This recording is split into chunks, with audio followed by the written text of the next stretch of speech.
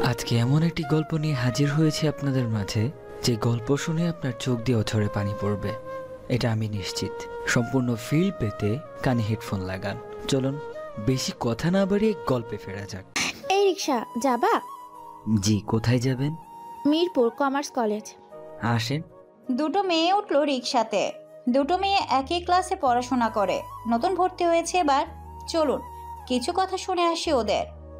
ও হ্যাঁ, ওদের নাম জেরিন আর নাফিসা। এই গল্পের নায়িকা মূলত জেরিন, যে বড়লোক বাবার একমাত্র আদুরে কন্যা। অপরজন মধ্যবিত্ত ঘরের বদমেজাজি ও অহংকারী মেয়ে। দোস্ত, ক্লাস এবার তেমন কোনো ভালো কিউট ছেলে আসেনি রে। ভাবলাম কলেজে উঠে একটু প্রেম করব, তা আর হলো না। যা আছে সেগুলো দেখে মনে হয় না রেস্টুরেন্টে গিয়ে খাওয়ানোর মতো টাকা আছে। ফকিরনি সবগুলো। দোস্ত, এবার কেন বলিস? কাউকে এতটা ছোট করে দেখা ঠিক না। থাম তো, চেহারা দেখছিস এক একটার। আর 2 দিন আগে প্রথম ক্লাসে একটাকে দেখেই তো হাসি থামছিল না আমার। কার কথা বলছিস? আরে ওই যে একটা আসলো ক্লাস শুরুর পর, কি জানি নাম মনে নাই, কাইয়া খ্যাতমার্কা। কি একটা ছেঁড়া তালিমারা শার্ট পরে আসছিল। মাই গড, গিয়ে বসলো আবার পেছনের বেঞ্চে। এসব মানুষের সাথে ক্লাস করা যায় বল? তুই সবসময় এমন কেন করিস? যাই বলিস দোস্ত, অমন ছেলের সাথে এক ক্লাসে বসে ক্লাস করা আমার পক্ষে সম্ভব না রে। আমার পেস্টিজে বাঁধে। চুপ কর, কলেজে চলে আসছে। চল নামি। এই মামা রাখেন। রিকশা থামলো, ওরা দুজন নামলো। জেরিন ওর পার্স থেকে টাকা বের করে হাত বাড়ানোর সময় হঠাৎ বাতাসে রিকশাওয়ালার মুখের উপর থেকে গামছাটা সরে গেল, আর জেরিন ও নাফিসার চোখ পড়লো তার দিকে। রীতিমতো ভরকে গেল দুজনেই। এ তো সেই ছেলেটা যাকে নিয়ে এতক্ষণ নাফিসা তিরস্কার ও অপমানিত করছিল, যে কিনা ওদের সাথে একই ক্লাসে পড়ে। ও একজন রিকশাওয়ালা। জেরিন বলল, তুমি তুমি রিক্সা চালাও? জি। আমি বিশ্বাসও করতে পারছি না। আরে বিশ্বাস না করার কি আছে, ওর জামা কাপড় দেখলে তো বোঝা যায়। এই জন্যই তো বললাম খ্যাত কোথাকার।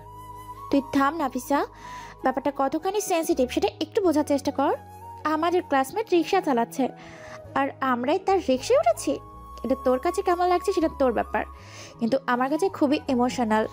জেরিন ওর পার্স থেকে আরো কিছু টাকা বের করে নির্দিষ্ট ভাড়ার সাথে যোগ করে ওর হাতে দিল, কিন্তু পরিমাণের বেশি 1 টাকাও না রেখে বাকি টাকা ফিরিয়ে দিয়ে রিকশা টেনে নিয়ে চলে গেল।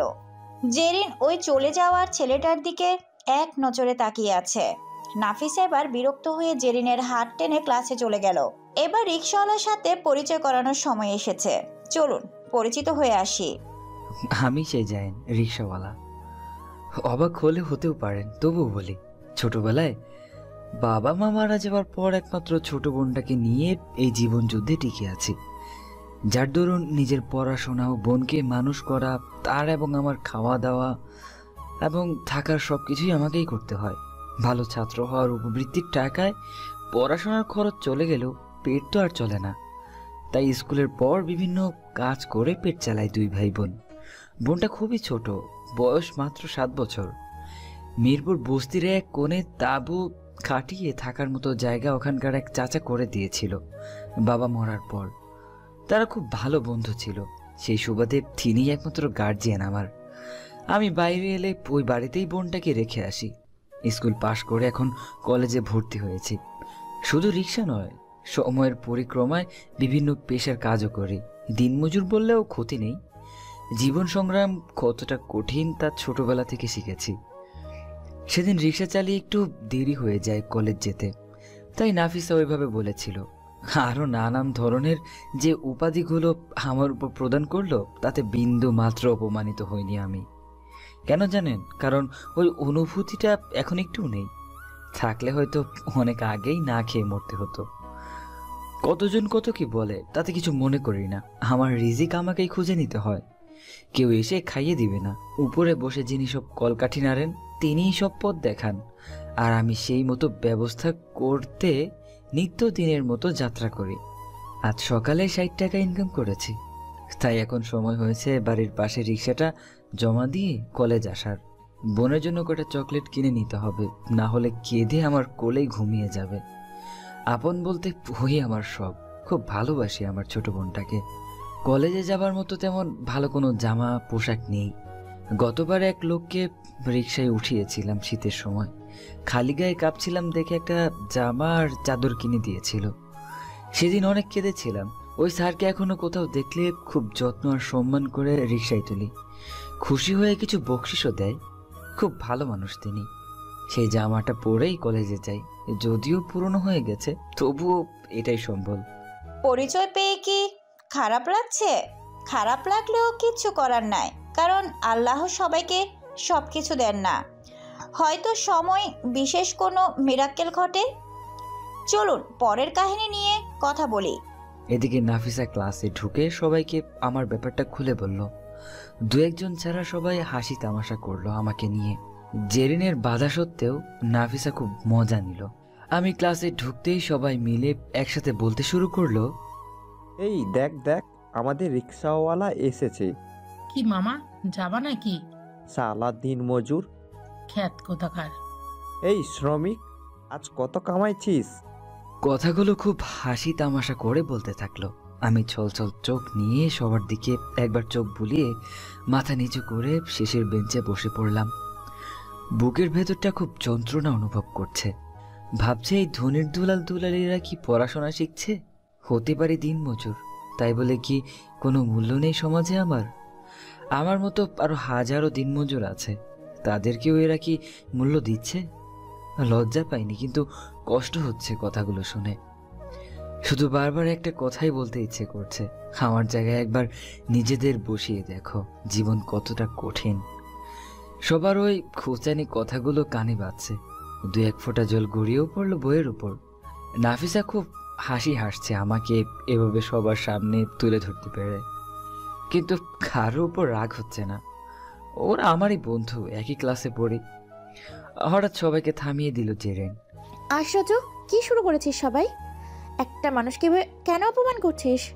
ওলে বাবালে, দেখ দেখ মাদার টেরেসার নাতনি কি বলে। তোর খুব কষ্ট হচ্ছে নাকি রে? কেন হবে না বল, সেও তো আমাদের মতন একজন নাকি? তাহলে এত খারাপ ইমপ্রেশন কেন ওর জন্য? ও রিক্সা চালায়, এর জন্য কেউ মানুষ না? ওকে নিয়ে আর কেউ একটা কথাও বলবি না, খবরদার নাফিসা। তুই নিজেকে যতটা জমিদার ভাবিস, আসলে তোর পরিবার কেমন তা আমার থেকে ভালো কেউ জানে না। আর কখনো আমার সামনে কাউকে কিছু বলার আগে 10 বার ভাববি, আর নিজের পজিশনটাও ভেবে নিবি। আর বাকি যারা আছো, তোমরা মানুষকে মূল্যায়ন করতে শেখো। কাউকে অপমান করার আগে ভেবে দেখো সেই অপমান তোমাদের করলে কতটা কষ্ট লাগতে পারে।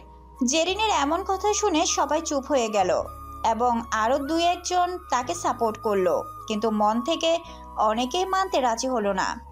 এরই মধ্যে ক্লাস টিচার চলে এলে সবাই যার যার জায়গায় বসে পড়ল। ক্লাস শেষ হলে জেরিন আমার দিকে এগিয়ে আসছে। আমি ক্লাস থেকে বের হতে লাগলাম। জান, এই জান। জি, আপনি আমার নাম জানলেন কি করে? প্রেজেন্টের সময় জেনেছি। ও, কিছু বলবেন? সবার পক্ষ থেকে আমি সরি বলছি, ওরা যা করেছে তা মোটেও ঠিক হয়নি। আপনি কেন সরি বলছেন? আর আমি কিছু মনে করিনি। যেটা বলেছে সেটা তো মিথ্যে নয়। মিথ্যে না হলেও সবার একটা আত্মমর্যাদা আছে। কোনো কাজটাই ছোট করে দেখা উচিত নয়, আর যারা এসবকে ছোট করে দেখে তারা কোনোভাবেই সমাজে থাকার যোগ্য না। থাক, বাদ দেন এসব, আমি যাই এখন। কি ব্যাপার, তুমি আমাকে আপনি করে কেন বলছো? তুমি করে বলবা। না না, এটা মানায় না আমার সাথে। খুব মানায়, আমরা তো বন্ধু, তাই না?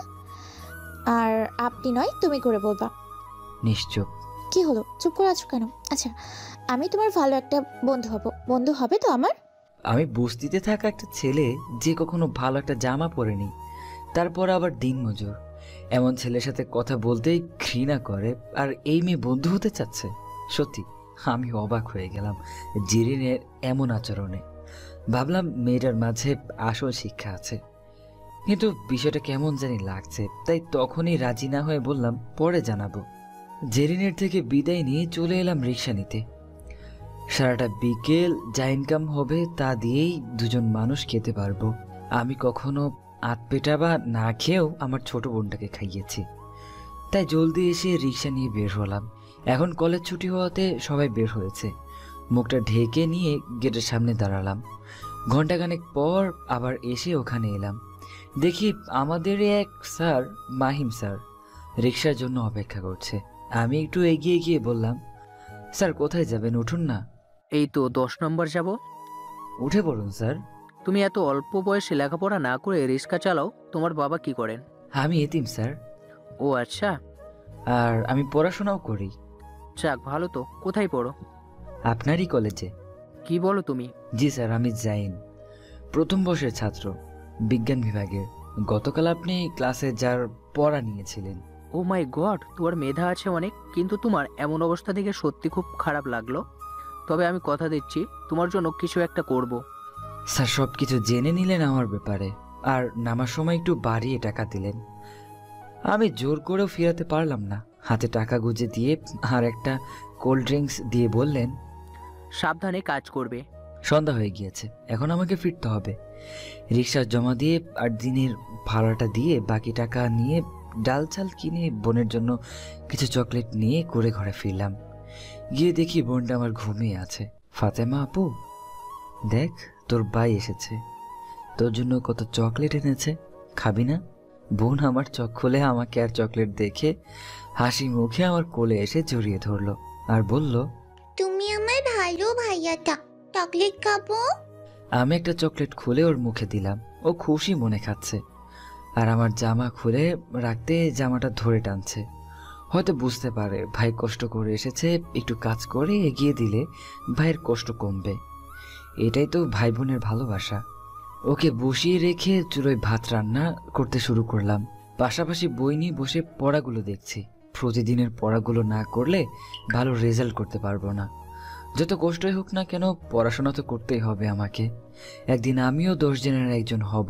আমার বোনটাকে সুন্দর জামা কিনে দিব, রেস্টুরেন্টে বসে সাহেবদের মতো খাবো, পেট ভরে একটু ভালো খাবার খেতে পারবো। আল্লাহ হয়তো আলোর মুখ দেখাবেন একদিন। ভাত রান্না হয়ে গেছে, বোনটা আমার খাবে বলে কান্না শুরু করেছে। ছোট মানুষ তো সহ্য করতে পারে না, হয়তো তার ভাইয়ের মতো। জলদি খাবার খাইয়ে দিয়ে ওকে ঘুম পাড়িয়ে দিলাম, তারপর নিজে খেলাম। বোনকে বুকিয়ে জড়িয়ে রাতের ঘুমে অচেতন হয়ে গেলাম। পরের দিন ক্লাসে গেলাম। জেরিন দ্বিতীয় বেঞ্চে বসে আছে দেখলাম। চুপ করে পাশ দিয়ে পেছনে যেতে লাগলাম। তখন জেরিন আমার হাত ধরে ওর পাশে রাখা সিটে আমাকে বসিয়ে দিল। এই প্রথম কোনো এক মেয়ের হাতে ছোঁয়া লাগলো। কেমন জানি কেঁপে উঠলাম একরকম। তাও যে সে মেয়ে নয়, কোনো এক বাবার আদরের রাজকন্যা। চুপ করে আছি দেখে জেরিন নিজেই বলল, কি হলো? কথা বলো না কেন? এমনি। আজ তোমার সবকিছু আমাকে বলবে, আমি সবকিছু শুনতে চাই। কি বলবে তো? আমাদের কথা বলে দেখে বাকিরা সব খারাপ নজরে তাকাচ্ছে। বিশেষ করে নাফিসা কোনোভাবেই আমাকে সহ্য করতে পারছে না। কি জানি ওর কি ক্ষতি করে ফেলেছি। আজ মাহিম স্যারের ক্লাস আছে। স্যার ক্লাসে এসেই আমাকে দেখে জিজ্ঞাসা করলো কেমন আছি। সবার উদ্দেশ্যে বললেন, আজ তোমাদের একজন সংগ্রামী মানুষের গল্প বলবো, শুনবে সবাই। জি স্যার, শুনবো। জন্মের পর থেকে যে বাবা মায়ের আদর ভালোবাসা খুব অল্প সময় পেয়েছে, তার কষ্টটা বুঝতে পারো তোমরা? একটা এতিম বাচ্চার অসহায়ত্ব অনুভব করতে পারো? জি স্যার, খুবই মর্মান্তিক। কে স্যার সেই লোক? বলছি, সে তার ছোট্ট পিচ্চি একটা বোনকে নিয়ে থাকতো। সারাদিন হাড় ভাঙা খাটুনি খেটে 2 বেলা খাবার জোগাড় করতো, খেয়ে বা না খেয়ে কাটতো, কিন্তু কখনো ভিক্ষা করেনি, কারো কাছে হাত পাতেনি।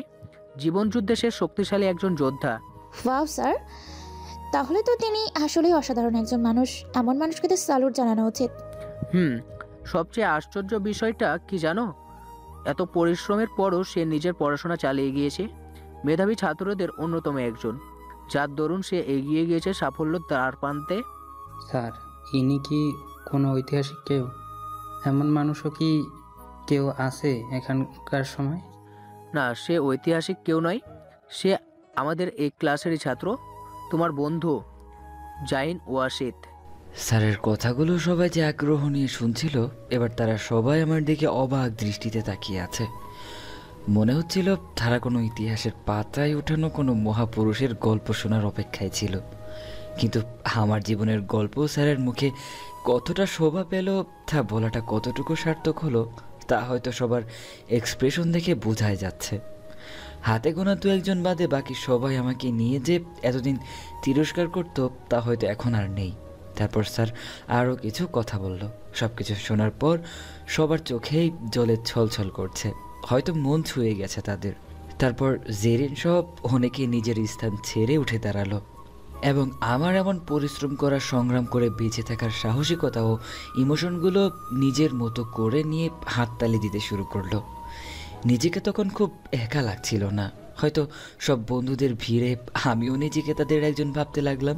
স্যার বললেন, আজ থেকে তোমরা কেউ ওর পোশাক চলাফেরা নিয়ে কক্ষট করবে না, বরং তাকে সব দিক থেকে গড়ে তুলবে তোমাদের মতো করে।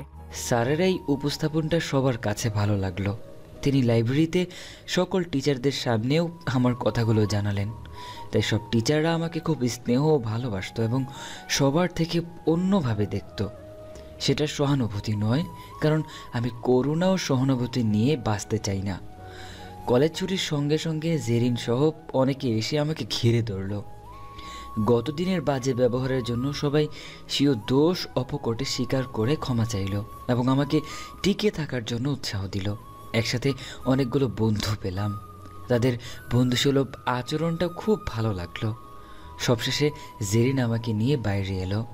জাইন, তোমার সব কিছু আজ শুনতে চাইছিলাম তোমার মুখ থেকে, কিন্তু তার আগে স্যার সবটা জানিয়ে দিল। আমরা হয়তো তোমাকে তোমার প্রাপ্য সম্মানটুকু দেওয়ার যোগ্যও না। তুমি আসলেই খুব মহান কোনো মানুষ, আর তোমার সাথে বন্ধু হয়ে একসাথে চলতে পেরেও নিজেকে ধন্য মনে করছি। থামুন না, এভাবে কেন বলছেন? এভাবে বললে আমার খারাপ লাগবে।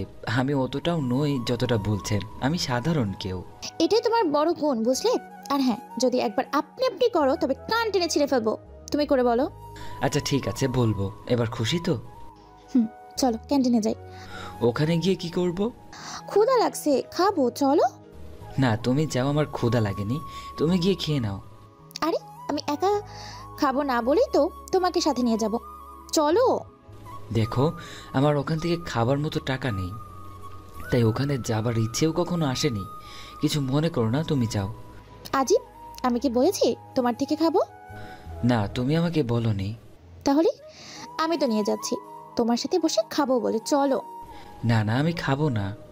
যেদিন কেউ আমাকে অনেকগুলো টাকা বকশিশ দিবে, সেদিন আমার বোনের জন্য কিছু কিনে যদি টাকা থাকে, তবে আমিও কিছু খাবো আর তোমাকেও বলবো। তোমার সাথে এখানে বসে খাবো। আর আমার ছোট বোনটা, না না, তুমি যাও। আর আমাকে কখনো খাবার জন্য কিচ্ছু বলো না, প্লিজ। জেরিনের চোখ দুটো চোখ চোখ করে উঠল জলে। আমার কথাই বুঝতে পারলো হাজার চেষ্টা করলেও খাবার কিনে দিতে আর খাওয়াতে সে ব্যর্থ হবে। তাই একটা রিকোয়েস্ট করলো, আমার সাথে আমার বাসায় গিয়ে বোনটাকে দেখবে। অনেক রিকোয়েস্ট করলো। ওর মতো এমন একটা মেয়েকে আমি কি করে ওই নোংরা পরিবেশে নিয়ে যাই, সেটাই ভাবছি। বাসা বলতে তো একটা তাঁবু, ওখানে পৌঁছাতে কয়েকটা ময়লার খানা পার হতে হবে। তাতে ওর সুন্দর জুতা আর পা নোংরা হয়ে যাবে। তবুও জোর করলো আমাকে। অবশেষে সাথে নিয়ে গেলাম জেরিনকে। যেতে যেতে অনেক কথা বললো জেরিন। ওর মনটা যে একদম পরিষ্কার, তা ওর প্রতিটা কথা শুনে স্পষ্ট বুঝে গেলাম। ওকে রিক্সার গ্যারেজটা দেখালাম। তারপর ও কিছু চকলেট আর নানান জিনিস কিনে নিল। আমি শত বাধা দিয়েও আটকাতে পারিনি। আমার এসব পছন্দ হয় না কেন জানি। হয়তো সবাই সহানুভূতি নয়, মন থেকেই দেয়, তবুও মানতে কষ্ট হয় আমার। বস্তিতে ঢুকেই জেরিন বলল, জাইন, এখানে তুমি কি করে থাকো? তোমার বোনটাও খুব ছোট, ওর তো অসুখ হবে। জন্ম থেকে এখানে আছি তো অভ্যাস হয়ে গিয়েছে। তোমার তো অভ্যাস নেই, তাই খারাপ লাগছে। আর এই জন্যই তোমাকে নিষেধ করছি। একটু পর বাঁধলো আসল ঝামেলা। ছোট চিপা রাস্তার নোংরা পানি বেঁধে আছে, তার উপর কয়েকটা ইট দেওয়া, সেগুলো পার হবার জন্য। জেরিন এটা দেখে আমার দিকে অসহায় দৃষ্টিতে তাকিয়ে আছে। আমি বুঝতে পারছি ও কি চাচ্ছে, তাই ওকে একটু দাঁড় করালাম। তারপর কোনায় কয়েকটা মোটা কাগজের কার্টুন ছেড়ে দিলাম। কোনো রকমে পার হতে পারলাম ওকে নিয়ে। তারপর আমার ছোট ঘরটার সামনে এলাম। বোনটা আমার একটু পাশেই খেলছিল, আমাকে দেখেই দৌড়ে এলো। ভাইয়া ভাইয়া, তুমি আটটো? আসছি। দেখ তোর সাথে কে দেখা করতে এসেছে। কে? জেরিনের দিকে এক পলক তাকিয়ে আছে, দেখছে ওকে ভালো করে, কারণ এখানে তো ভালো পোশাক পরতে কাউকে আগে কখনো দেখেনি। ও খুব আগ্রহ নিয়েই দেখছে। তারপর বলল, ভাইয়া, ও কে? চাচুর বাতায় টিভিতে যে মেয়েটা, এটা কি ও? হয়তো চাচার বাসায় টিভিতে কোনো নায়িকাকে দেখেছিল। তাই ভাবছে ও মন এসে। ছোট মানুষের ভাবনা যা হয় আর কি। না রে, ওর নাম জেরিন, আমার সাথে পড়ে। এত কিছু না বুঝলেও এতটুকু বুঝেছে সে আমার পরিচিত। জেরিন ওর দিকে তাকিয়ে দেখছে, তারপর হাত থেকে ব্যাগগুলো নামিয়ে ওকে কোলে নিতে গেলে আমি বাধা দিলাম। ও সুন্দর জামাটা নষ্ট হয়ে যাবে সেই জন্য, কারণ বোনটা আমার মাটিতে খেলছিল, শরীরে ধুলাবালি লেগে আছে। কিন্তু জেরিন ওসবে তোয়াক্কা না করে কোলে তুলে নিল। বোনটাও আমার ওর কোলে গিয়ে একদম চুপ করে আছে, এমনিতে কারো কোলে যেতে চায় না। জেরিন বলল, তোমার নাম কি আপু? ফাতেমা। তোমার নাম কি? জেরিন, তুমি খুব মিষ্টি একটা মেয়ে, খুব সুন্দর লাগে তোমার কথাগুলো। আমার ভাইয়াও বলে আমি ভালো। সুন্দর কথাটা বলতে পারে না, তাই ভালো বলল। তুমি চকলেট খাবে? একটা হাসি ফুটে ওঠে ওর মুখে, কিন্তু আমার দিকে তাকিয়ে আছে পারমিশনের জন্য। তারপর ব্যাগ থেকে কিছু দামি চকলেট বের করে দিল জেরিন। চকলেট পেয়ে খুব খুশি ফাতেমা। জেরিন ওকে কোলে নিয়ে কয়েকটা চুমু খেলো। আমিও অবাক হয়ে গেলাম। জেরিনের চোখে মুখে কোনো বিরক্তিকর ছাপ অবধি নেই, এতটা মিশুক ও। প্রায় 30-40 মিনিট আমার বোনের সাথে সময় কাটিয়ে ওর কাছে ব্যাগগুলো বুঝিয়ে দিয়ে যখন জেরিন বের হলো, তখন ও পুরোপুরি অবাক হয়ে গেছে। পুরো বস্তির সবাই আমার ঘরের সামনে জেরিনকে দেখতে জড়ো হয়ে গিয়েছে, কারণ সবাই অবাক ওরকম একটা ফুটফুটে সুন্দরী মেয়ে কিনা এমন পরিবেশে এসেছে। তারপর সবাইকে পরিচয় করিয়ে দিয়ে জেরিনকে নিয়ে চলে এলাম। প্রায় সন্ধ্যা হয়ে গেছে। রিক্সা নিয়ে বের হয়ে জেরিনকে উঠিয়ে চললাম ওর বাসার দিকে। তারপর ওকে বললাম রিক্সা চালাতে চালাতে, আমি কখনো ভাবিনি তোমার মতো কেউ একজন ওখানে গিয়ে এতটা স্বস্তিতে আমার বোনের সাথে মানিয়ে নিতে পারবে। কি যে বলো তুমি, আমার খুব ভালো লেগেছে ওখানে গিয়ে। তোমার বোনটা খুব মিষ্টি, একটু যত্নের অভাব, কারণ মা না থাকলে এমন যত্ন কেই বা করবে বলো। তুমি চিন্তা করো না, সব ঠিক হয়ে যাবে। আর আমি কিন্তু মাঝে মাঝে আসবো ওকে দেখতে। তোমার বাবা মা জানলে তোমাকে খুব বকবে। না, মোটেও না, তারা শুনলে আরো বেশি খুশি হবে। শোনো না, একটা কথা বলবো? কি কথা বলো? বলছি যে সারাদিন কত টাকা ইনকাম হয়? সবসময় তো চালাতে পারি না, তবুও মোটামুটি 250 থেকে 300 টাকা হয়, যদি রাতেও কিছু সময় চালাই। আজ বিকালে তো ফাঁকা গেল আমার জন্য, তা আমি যদি এই টাকাটা তোমাকে দিই, তুমি রাগ করবে না তো? অবশ্যই করব। আমি তোমার থেকে টাকা কেন নিব? আরে আমার জন্যই তো হয়নি, তাই না? না না, তবুও নিব না। এখন থেকে 2 ঘন্টা চালালে যা হবে তাতেই যথেষ্ট। জেরিন চুপ করে থেকে আবার বলল, আচ্ছা, এইভাবে কষ্ট না করে তুমি তো একটা কাজ করতে পারো, যেমন কোনো রেস্টুরেন্টে পার্মানেন্ট কাজ করলে তো তাতে টাকাও হয়, খাবারও হবে, আর তোমার বোনটাও তো বড় হচ্ছে, তাই না? কে দিবে এমন চাকরি? আচ্ছা, দেখি আমি কিছু করতে পারি কিনা। আর তুমি তো ভালো ছাত্র, কয়েকটা টিউশনি করালে তো আরো ভালো হবে, তাহলে এত কষ্ট করতে হতো না। চিনে না জানি না আমাকে কেউ হুট করে কেউ কি টিউশনি দিয়ে দিবে? তার জন্য তো রেফারেন্স টেনে কথা তুলবে, বুঝলে? আচ্ছা, তোমাকে এত কিছু ভাবতে হবে না, যা করার আমি করব। তোমার ফোন তো নেই যে যোগাযোগ করব, দেখি কি করা যায়। এত কিছু করতে হবে না, আমি এমনিতেই অনেক খুশি তোমার উপর। জেরিনের বাসার সামনে এসে মাথা ঘুরে গেছে আমার। এত বড় অট্টালিকা, বাপরে! জমকালোভাবে সাজানো বাড়িটা। এত বড় বাড়ির মেয়ে আজ বস্তির নোংরা পরিবেশে ছিল, সেটা জানলে তো আমাকে পিঠেই মনে হয় মারবে। রিক্সা থেকে নেমে জেরিন একটা 500 টাকার নোট গুঁজে দিল আমার পকেটে। টাকাটা বের করে বললাম, আমার কাছে খুচরো নেই, তুমি খুচরো টাকা দাও। খুচরো করতে হবে না, ওটা তুমি রেখে দাও। না না, এটা আমি নিতে পারবো না। নিতে হবে? বেশি কথা বলে না, সোজা বাসায় টেনে নিয়ে গিয়ে বাপ্পিকে বলে দিব, কিন্তু তখন বুঝবা মজা। ভয়ে আমার গলা শুকিয়ে গেছে। চুপচাপ ওর কথা মেনে নিলাম। ও মুচকি হেসে চলে গেল, আমিও চলে এলাম। 3 দিন পর কলেজে এসে ক্লাসে ঢুকতেই দেখি কেউ নেই, সব ফাঁকা। বুঝলাম না কেউ আসেনি কেন। একজন এসে বলল সবাই কমন রুমে আছে, ওখানে যেতে। আমিও গেলাম ওখানে। ভিতরে ঢুকতেই সবাই একসাথে চিল্লিয়ে বলল, হ্যাপি বার্থডে। আজ আমার জন্মদিন, অথচ আমারই মনে নেই। অস্বাভাবিক কিছু নয়, কারণ গরিবের সব দিনই সমান। নুন আনতে যার পান্তা ফোড়ায় তার আবার জন্মদিন। তবে আশ্চর্যের ব্যাপার হলো ওরা কি করে জানলো? তখন জেরিন এগিয়ে এসে বলল, স্যারের কাছে জানতে পারলাম আজ তোমার জন্মদিন, তাই সবাই মিলে তোমাকে এই সারপ্রাইজটা দিলাম। খুশি হচ্ছো? খুশির থেকে অবাকটা বেশি হয়েছে। অবাক হবার কিচ্ছু নেই, তুমি আমাদের সবার বন্ধু, এতটুকু তো করতেই পারি। কিন্তু এটা ভেবো না যে সারপ্রাইজটা শুধু এতটুকুই, তোমার জন্মদিনের গিফটও আছে। মানে? আমরা সবাই মিলে তোমার জন্য কিছু গিফট এনেছি। কি গিফট? জেরিন সহ সবাই এসে বড় একটা বক্স ধরিয়ে দিল। মোটামুটি অনেকটাই ভারী, ভেতরে কি আছে কিছুই বুঝতে পারছি না। এরপর কেক কাটার পালা। জেরিন আমার হাতে ধরে কেক কাটতে শুরু করলো। দ্বিতীয়বার জেরিনের হাতে ছোঁয়া পেলাম। একটা অজানা ভালো লাগার অনুভূতির বিদ্যুতের গতিতে সমস্ত শরীরে বয়ে গেল। হাতটা সত্যি খুব নরম ছিল। সবাই মিলে আমার জন্মদিনটা এভাবে আয়োজন করে এত মজা করবে, এটা আমার কাছে স্বপ্ন ছাড়া কিছুই নয়। তবুও তা বাস্তবে রূপ নিল। তারপর কলেজ শেষে জেরিন আমার সামনে এসে বলল, এই যে মিস্টার, বলো। সবার গিফট তো নিলে, আমার গিফট নিলে না? সবাই মিলে তো দিলে, আর কি? সেটা সবার পক্ষ থেকে, কিন্তু আমি পার্সোনালভাবে দিব। তো কি দিবা আবার?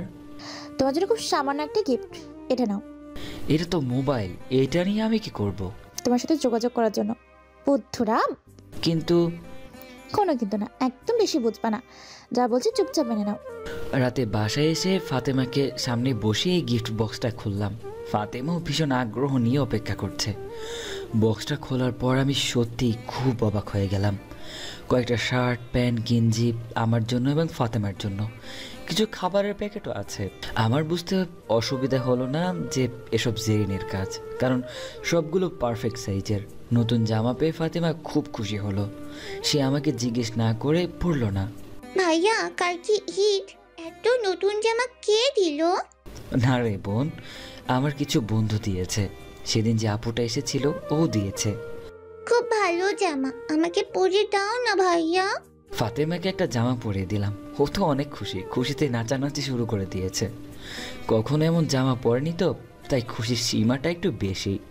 সব গিফটগুলো গুছিয়ে রাখছি, এমন সময় ফোনটা বেজে উঠলো। হ্যালো। কি মিস্টার, কি করা হচ্ছে শুনি? গিফটগুলো দেখছিলাম আর ফাতেমাকে জামা পরিয়ে দিলাম। পছন্দ হয়েছে সব? ফাতেমা খুব খুশি হয়েছে। কিন্তু কিন্তু কি? কিন্তু আমার জন্য এত কিছু কেন? কেন এই উত্তর হয়তো জেরিনের নিজেরও জানা নেই। কেন করছে এসব? হয়তো বন্ধুত্ব, নয়তো তার চেয়েও বেশি কিছু, অথবা সহানুভূতি, নতুবা অন্য কিছু। কোনোটাই সঠিক করে বলতে পারে না। এভাবেই কাটতে থাকে কিছুদিন। জেরিনের সাথে আমার ঘনিষ্ঠতা দিন দিন বাড়তেই থাকে। তবে আমি তাকে খুব ভালো একটা বন্ধু ভাবতে শুরু করলাম, কারণ কোনো কিছুর বিনিময়ে বা পাবার আশা নিয়ে সে আমার জন্য এত কিছু করছে না। ওর মন মানসিকতা সম্পর্কে যতই জানছি ততই অবাক হচ্ছি। আসলে দুনিয়ায় এখনো ভালো মানুষ আছে বলেই হয়তো পৃথিবীটা এখনো এত সুন্দর। কয়েকদিন পর মাহিম স্যার আমাকে ডেকে পাঠালেন। শোন জাইন। জি স্যার। টিউশনি করাতে পারবে না? সেটা তো পারবো, কিন্তু স্যার আমার কাছে কে দিবে টিউশনি করাতে? আমার এক পরিচিত অভিভাবক আছেন, ওনার ছোট দুটো বাচ্চা আছে। ছোটটা চতুর্থ শ্রেণীর আর বড়টা হয়তো একটু বড় হবে। ওদের জন্য ভালো একটা টিচার খুঁজতে কাল আমাকে জানিয়েছিল। বেশ ভালো পারিশ্রমিক ও দিবে। তখন তোমার কথা মনে পড়লো। এখানে টিউশনি করালে তোমার হয়তো আর রিক্সা চালানো লাগবে না, এমনকি খুব ভালো করেই চলতে পারবে। তারপর আরও 2টা টিউশনি তখন নিজের জোগাড় করতে পারবে। আমি ঠিকানা লিখে দিচ্ছি, তুমি আজ বিকালে ওখানে যাবে আর আমি ওনাকে কল করে জানিয়ে দিব, কেমন? ধন্যবাদ স্যার, চিরকৃতজ্ঞ থাকবো আমি। তোমার জন্য কিছু করতে পেরে আমার নিজেরও ভালো লাগছে। আচ্ছা স্যার, তাহলে আমি আসি। আচ্ছা এসো, আর আমাকে জানিও। আচ্ছা স্যার। কলেজ থেকে বের হয়ে আল্লাহর কাছে শুকরিয়া আদায় করতে করতে এগিয়ে চলছি। ফাতেমাকে দুপুরে খাইয়ে ঘুম পাড়িয়ে তারপর বের হলাম সেই ঠিকানা মতো। বাসার সামনে গিয়ে দাঁড়িয়ে আছি, কাউকে দেখতে পাচ্ছি না। দাঁড়ানো মনে হয় নেই, অগত্যা অপেক্ষা করা ছাড়া কোনো উপায় নেই। হঠাৎ একটা রিক্সা এসে দাঁড়ালো ওই বাসার সামনে। আমি পেছনে ঘুরে তাকাতে অবাক হয়ে গেলাম। জেরিন এখানে কি করছে? জেরিন রিক্সা থেকে নেমে আমাকে দেখে অবাক হয়ে গেছে। জাইন, তুমি এখানে কি করছো? তুমি এখানে কি করছো? আমি তো এসেছিলাম এই বাসায় নাকি একজন টিউটর লাগবে, মাহিম স্যার বলে পাঠালো, তাই আসছে। কিন্তু তুমি এখানে কি করছো? জেরিন আমার কথা শুনে মুচকিয়ে হাসছে চুপ করে। তারপর বলল, চলো ভেতরে যাই, তারপর বলবো।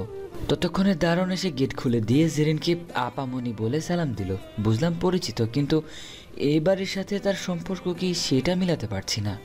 ভেতরে গিয়ে একজন মধ্যবয়সী লোক এলেন। সাথে সাথে জেরিন তাকে ইশারা দিল, কিন্তু আমি তার ইশারা দেখেও বুঝলাম না। আমাকে সোফায় বসতে দিল। জেরিন সেই লোককে রুমে নিয়ে গেল। কিছু সময় পর লোকটা এসে বলল, তুমি তাহলে জাইন? জি। মাহিম স্যারকে বলেছিলাম একটা ভালো ছেলে দরকার। আসলে আমার দুটো মেয়ে, বড় মেয়ে ক্লাস 8-এ আর ছোট মেয়েটা ক্লাস 4-এ পড়ে। তো তুমি পারবে তো ওদেরকে পড়াতে? জি, আমার কোনো সমস্যা হবে না। সপ্তাহে কতদিন পড়াতে হবে? তুমি যদি 3-4 দিন পারো বা 6 দিন পারো, সেভাবেই তোমার পারিশ্রমিক পাবে। এইসব নিয়ে ভাবতে হবে না। মাহিম স্যার আমাকে বলেছে সব। আচ্ছা, আমি 6 দিন পারবো। কখন পড়াতে হবে? বিকেলে এসে তুমি পড়াবে। আচ্ছা, তাহলে আজ তোমার স্টুডেন্টের সাথে পরিচিত হয়ে যাও। কাল থেকে পড়ানো শুরু করো, কেমন? আচ্ছা ঠিক আছে। উনি ভেতরে চলে গেলেন। আমি বসে আছি আর ভাবছি জেরিন কেন এখানে, আর এই লোক তার কি হয়। তারপর জেরিন সহ আমার স্টুডেন্টরা এলো। জেরিন ওদের সাথে আমাকে পরিচয় করিয়ে দিল। কিছু কথাবার্তা বলে আমি বিদায় নিয়ে চলে এলাম। কাল থেকে নতুন একটা অধ্যায় শুরু হবে আমার। রাতে জেরিন কল দিল। মাস্টার সাহেব, কি করছেন? ভাবনায় ডুবেছিলাম। কিসের এত ভাবনা এখন? কাল থেকে পড়াবে, আর তোমাকে কষ্ট করতে হবে না। কিন্তু তুমি ওখানে কি করছিলে? ওদের সাথে তোমার সম্পর্ক কি? ও আচ্ছা, তোমাকে তো বলা হয়নি। যাদেরকে তুমি পড়াবে ওরা আমার কাজিন, খালাতো বোন হয় আমার। খালুকে আমি বলে দিয়েছি তোমার কথা, বুঝলে হাদারাম? ও তাই বলো। আর হ্যাঁ, দুজনকে পড়ানোর জন্য তোমাকে 8,000 টাকা দিবে। ঈদের সময় বোনাসও পাবে, টেনশন করো না। আমার খালু খুব ভালো মানুষ, আর বোন দুটো মিশুক আছে। হে আল্লাহ, এত টাকা কেন? এত টাকা দিয়ে আমি কি করব? আজকাল টিউশনি এমনই, ভালো করে পড়ালে ভালো টাকা পাবে। আর হ্যাঁ, পরশু শুক্রবার বিকালে ঘুরতে যাব, ফাতেমাকেও নিয়ে আসবে। কোথায় যাবে? যেখানে মন চাই সেখানে। এত প্রশ্ন করো কেন তুমি? হ্যাঁ, নাক ফাটিয়ে দেবো কিন্তু। আচ্ছা, আর প্রশ্ন করব না। এখন কি খাবে? আলু ভর্তা করেছি আর ডাল। আচ্ছা, খেয়ে ঘুমিয়ে যাও, কাল সকালে ক্লাসে দেখা হবে। আচ্ছা, তুমিও ঘুমিয়ে যাও খেয়ে। একটা কথা বলবো জাইন? বলো। আমি না থাক, পরে কখনো বলবো। কি কথা বলো না? না, উপযুক্ত সময় এলো তখন বলবো। আচ্ছা, অপেক্ষায় থাকলাম। শুক্রবার বিকালে জেরিনোর গাড়ি নিয়ে সোজা আমার বস্তির সামনে এলো। তারপর কল দিয়ে ফাতেমাকে নিয়ে আসতে বলল। ফাতেমা খুব খুশি হয়ে নতুন জামা পরে আমার হাত ধরে আসছে। আমি জেরিনের সামনে নতুন জামা পরে একটু লজ্জা বোধ করছি। পুরনো জামা পরার মাঝে কেন জানি একটা অন্যরকম ভালো লাগা কাজ করে। কিন্তু আমার পুরনো জামা তো লোক সমাজে চলে না। জেরিন আমার দিকে অপলোক দৃষ্টিতে তাকিয়ে আছে। খুব সুন্দর লাগছে তোমাকে জাইন। আর ফাতেমা কত কিউট একটা মেয়ে, এখন বোঝা যাচ্ছে। সবই তো তোমার জন্যই হয়েছে। চিরকৃতজ্ঞ থাকবো আমরা দুজন তোমার কাছে। প্লিজ জাইন, এভাবে বলো না। ফাতেমাকে আমার কোলে দাও। জেরিন ফাতেমাকে কোলে তুলে চুমু খাচ্ছে, কিন্তু ওর দিকে তাকিয়ে না, আমার দিকে তাকিয়ে। ওর চোখে আজ কেমন জানি অন্য কিছু দেখতে পাচ্ছে, কিন্তু সে চোখের ভাষা হয়তো আমার বোধগম্যর বাইরে। ফাতেমা জেরিনকে চুমু দিল, তারপর গাড়িতে উঠে চললাম। জেরিন আর আমার মাঝে ফাতেমা বসে আছে। ফাতেমার ঘাড়ের উপর দিয়ে একটা হাত রেখেছে জেরিন। একটু পর ফাতেমাকে কোলের ওপর বসিয়ে জেরিন সরে এসে বসলো আমার খুব পাশে। জেরিন ওর হাতটা আমার হাতের উপর রেখে সামনে তাকিয়ে রইল। আমি কিং কর্তব্য বিমূঢ় হয়ে ওর দিকে তাকিয়ে আছি। একটু পর জেরিন আমার দিকে তাকিয়ে বলল, কি ব্যাপার? এভাবে তাকিয়ে কি দেখো আমাকে? মতলব কি তোমার? এখনো তাকিয়ে আছো কেন? আর এটা কি আমার হাত ধরলে কেন? আমি কখন হাত ধরলাম? জাইন, এটা কিন্তু একদম ঠিক না। আমি জেরিনের এমন কথা শুনে আকাশ থেকে পড়ে মাটিতে তলিয়ে যাচ্ছি। কি বলবো কিছুই বুঝতে পারছি না। ওর এক্সপ্রেশনটা খুব রূঢ় হয়ে আছে। ও কি মজা করে বলছে নাকি সত্যি রেগে গেছে তা বোঝা মুশকিল। বাধ্য হয়ে এবার ওর হাতটা ধরলাম। সাথে সাথেই জেরিন অন্যদিকে তাকিয়ে মুচকি হাসলো। আমি অবুঝ বাচ্চাদের মতো ওর হাতটা শক্ত করেই ধরে থাকলাম। জেরিনের হঠাৎ এমন রেগে যাওয়ার পরক্ষণে হাসি দেওয়ার কোনো মানেই খুঁজে পেলাম না। হয়তো আমার মতো ছেলের এসব না খোঁজাই ভালো, কারণ বাস্তব জীবন অনেক কঠিন। ঘোরাঘুরি শেষে জেরিন আমাকে বলল, জাইন, একটা কথা বলবো, তুমি কিভাবে নিবে জানি না। কি কথা শুনি আগে? বলছি যে ফাতেমা তো বড় হচ্ছে, ওর দেখাশোনার জন্য একজনের খুব দরকার। এই বয়সে ওকে সুন্দর করে গড়ে তোলাটা খুবই জরুরি। মানে তুমি কি আমাকে বিয়ে করার কথা বলছো নাকি? আরে না, ধুর, বিয়ে করার কথা কেন বলবো। বলছি যে ফাতেমাকে যদি আমার বাসায় নিয়ে যাই, আমার কাছে থাকবে, ওর কোনো সমস্যা হবে না কখনো। পাগল হয়ে গিয়েছো তুমি? তোমার বাবা মা শুনলে কখনো রাজি হবে না। দেখো, আজ অবধি তুমি যা করেছো তার ঋণ কখনো শোধ করতে পারবো কিনা জানি না। আমাকে আর ঋণী করো না। জাইন, ঋণের কথা কেন বলছো? একটা কথা মনে রেখো, আমি যাই করছি তোমার জন্য করিনি, সব আমার নিজের জন্য করেছি। নিজের জন্য মানে? ম্যাম না, কিছু না, এটাই ফাইনাল। আমি আজই আব্বুর সাথে কথা বলবো। এখন চলো, বাসায় রেখে আসি তোমাকে। আচ্ছা, ফাতেমা তোমার কাছে চলে গেলে আমি একা হয়ে যাব, তো ওকে ছাড়া থাকবো কি করে? বিয়ে করে বউ নিয়ে থাকো, চলো এখন। মানে জেরিনের কিছু কিছু কথা আমার বোঝার সাধ্যই নেই, তবে ওর সহজ সরল মনটা যখন হঠাৎই রেগে আগুন হয়ে যায় তখন খুব মিষ্টি লাগে ওকে।